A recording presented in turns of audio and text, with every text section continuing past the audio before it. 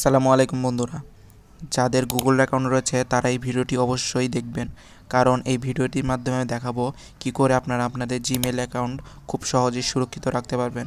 হ্যাঁ বন্ধুরা, চলুন তাহলে ভিডিওটি প্রথমে আপনারা মোবাইলের সেটিংয়ে আসবেন। সেটিংয়ে আসার পর এখান থেকে গুগলে চলে আসবেন।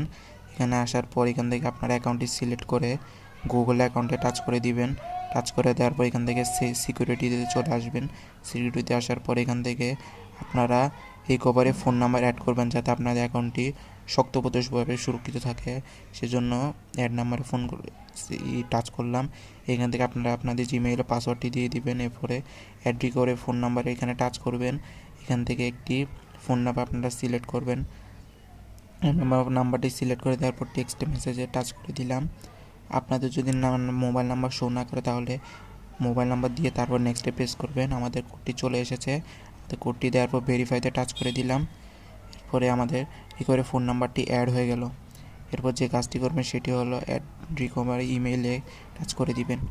রিকভারি ইমেইলে টাচ করে দেওয়ার পর এখান থেকে একটি ইমেল আপনারা এখান থেকে অ্যাড করে নেবেন।